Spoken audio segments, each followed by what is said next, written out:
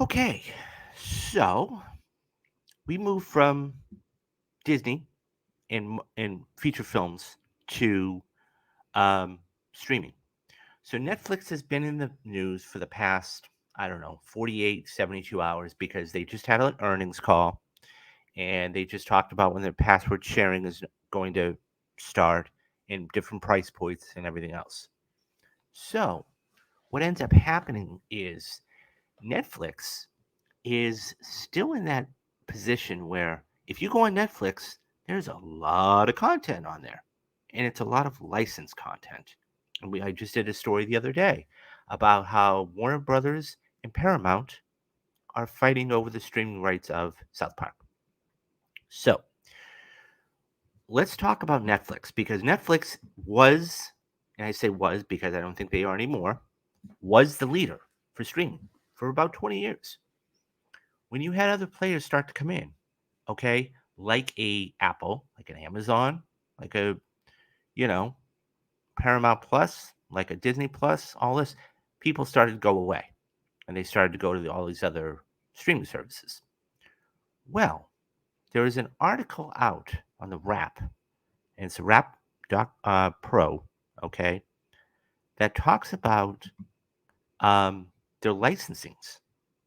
So this is on according to the Wrap, okay?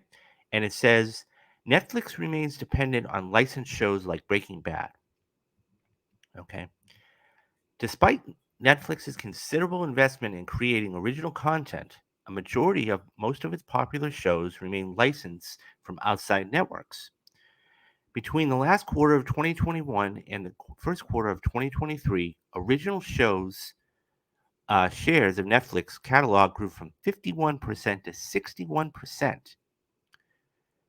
During the same period, the demand shares of original content among the top 25 shows in the platform decreased by 25% in the first quarter of 2023, the lowest it has been in recent years, according to Parrot Analytics data, which takes into account consumer resources, streaming, downloads, social media, and among other engagement.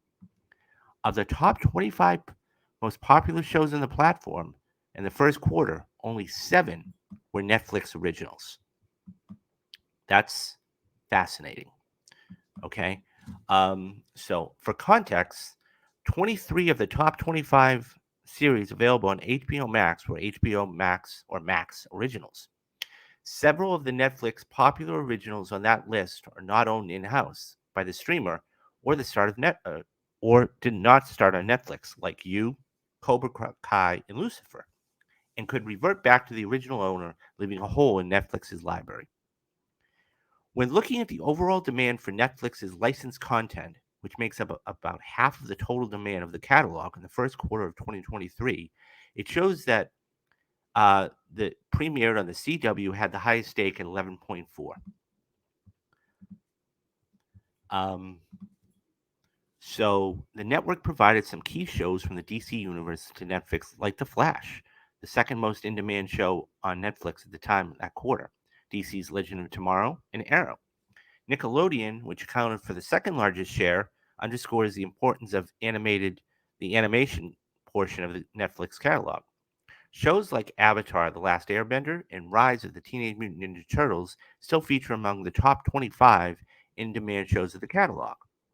Though AMC licensed just a handful of original shows to Netflix, these series have huge impacts and collectively account for about 6.8% of the demand for licensed content of the service.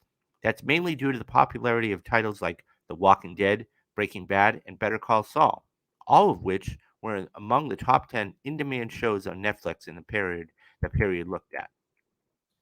Netflix reliance on licensed content may pose a problem for the streamer's efforts to increase free cash flow in the mediums and long term. For example, if Sony, the owner of the licensing right to two of their shows from the Breaking Bad franchise, determines that these shows are keep high chum risks on Netflix, it might seem to negotiate higher significant license fees, which essentially would mean that they couldn't afford them. Now it says here that I just want to, because they did talk about Parrot. Parrot Analytics is the industry leader in global audience demand measurement.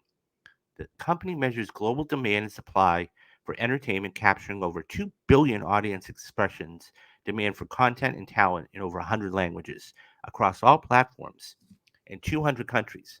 Parent Analytics Partners uses this knowledge to help better understand global supply and demand across all platforms to value content and talent, drive better production, distribution, acquisition, and marketing decisions, as well as increase direct to consumer growth and retention. So let's talk about this real quick because this is all important stuff. So the fact is that Netflix is hurting for their own stuff. Okay, that's what it comes down to. If we look at this chart here, okay, 3 out of every 4 shows, okay, 3 out of every 4 shows are licensed. That goes, if we go back 2 years, okay, it's almost, it's 3.5. So 35% of their stuff was original and 65% of it was licensed. If we go back to 2022, okay, it was 3 out of every 4 shows. Okay, 20. So that was the first quarter. In the second quarter, it was almost a 7-3 ratio. In the third quarter, it was 6.5 to 3.5. In Q4 of last year, okay, it was 3-1, and now it's still in a 3-1 thing. Now, this chart here will show you exactly which networks they get their stuff from. So, for example, okay, you have everybody else, which makes 6 out of 10. Okay, so as it explained, 3 of the major shows on the platform are from CW. Okay, Arrow, Legends of Tomorrow, and something else. They have Netflix, or I'm sorry, they have Nickelodeon, which makes up their kids and animation portion. AMC, okay, Breaking Bad, Better Call Saul, okay. NBC, which could be, let's say ER, Friends, whatever. Okay, CBS, that's more for um, reality television, okay? Or so yeah, I mean, you're talking about Survivor, you're talking about, you know,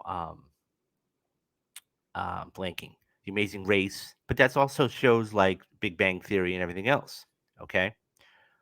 Um, and then you have 4% here from TV Tokyo, which may be something like Squid Games. The fact is that they don't have a lot of good quality standalone content anymore. And that's a serious problem. Now, yes, they do have their own shows like Cobra Kai and You and everything else. But the way they release it, okay, and this goes back all the way back to their own business model, they release everything at once. This is why Disney Plus, okay, is so incredibly important because not only do they have their whole library, okay, I'm talking about Star Wars. I'm talking about Marvel. I'm talking about, National Geographic stuff. I'm talking about all their Disney classics. Okay. They can put it all in one platform. Okay. That being said, when you go, and let's go back to this other chart for a minute, when you're having 3 out of every 4 shows on your platform be licensed out. So a Better Call Saul, a Breaking Bad, a Friends, an ER, whatever it is, you're paying millions and millions and millions of dollars for this. Okay? Um that's a problem. Especially especially when you're trying to make original content like The Irishman, like, other things. And this is, I mean, it goes back to 2 things really. Number 1, their business model.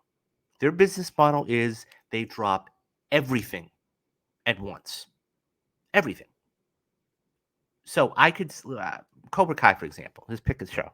I could sit down and binge the whole season of that in a weekend, and I'm done. I'm done. It's that simple. Instead of doing what Disney Plus does and releasing it week by week by week, okay, which gets the fervor going, which gets the speculation going, what's going to happen, everything else. That's the first thing. The second thing is they're not releasing any, and the CEO just came out the other day and said theatrical is not our model. Well, here's the problem. When you have a movie like Glass Onion, okay, and it makes $16 million in 1 week, and the whole premise is that we want to get subscribers, and they don't get subscribers, look, you've lost money. Especially when Amazon and Apple have already accounted and they've already come out and said, listen, guys, we're going to spend $1 billion on theatrical in the next year. Oh, and by the way, our new feature Air, okay, is going to be in theaters, which by the way has made $60 million in the theater. The film cost $90 million to make. We're not even talking about VOD sales. Once this hits, it's going to blow up. So, look, eventually, this is why Netflix is in trouble. They won't say it. Yeah, they may have gained 2 million subscribers over this last quarter, but they won't say it. Behind closed doors, they've got to be hurting. I mean, when you're laying off people and everything else, cutbacks, I have no sympathy. When you have 6 out of every 10 shows, okay, you know, like when you have 40% of your content made up by other people, and then you go out and get it, of course they're going to charge a premium, especially if it's a good show, like a Breaking Bad, for example, or a Better Call Saul, or an older thing like Friends or ER. If NBC ever wanted to get Friends back, and I don't know if it's on Peacock or not now, but if they ever wanted to, they're in serious trouble. Serious trouble. So Netflix has to figure out what they want to do. Okay? Do they I know what the CEO said, but do they keep their stuff in longer? Do they put some of the original content that they have in theaters? For example, I don't know, the next season of whatever their major, you know, I don't know. Well, I'm just going to pick a show. I don't know if this is over or not, but let's say the Queen's Gambit. Let's say, okay, let's say 2 nights only or a weekend. Call it Friday, Saturday, Sunday. They go to AMC and Regal, say, look, we want to put our stuff in theaters for a weekend, just 1 weekend, okay, or 1 week. Call 1 week, and then do that. That way, they're able to make more money. Now, it's a television show. I understand that, but you're not. The only way Netflix makes money is by subscribers and ad revenue. That's it. That's it. So, and most people do not want to deal with commercials because they're watching television already and there's too many commercials on TV as it is. Okay? You have a movie like, I don't know, let's say Empire Strikes Back, which, by the way, we're going to be doing for May, our perfect movie for May. That'll be coming out May 4th. But, and I did this once, just as for fun. Okay? I took the film, which I own, okay, or watched it on streaming. That's what I was watched on Disney Plus. So I took the film and then I did it right to the exact point of where it was on television. And I watched the film on Disney Plus. Now, do you know when I was done watching the film on Disney Plus? It was only 2/3 of the way through. That tells you how many ads. I think it's right around 2 hours and change. But that is not a 3-hour movie because every 8 minutes they have to stop for advertisements. Whereas in streaming, there's no problem. They have a problem and they have to fix it, and Netflix is in serious, serious trouble. Um. Anyways, guys, what do you guys think about this? Which shows do you watch on Netflix that you would be upset if they went away? Would you cancel Netflix if they couldn't afford your favorite show anymore? Let me know your thoughts down in the comments, and I'll get back to everybody.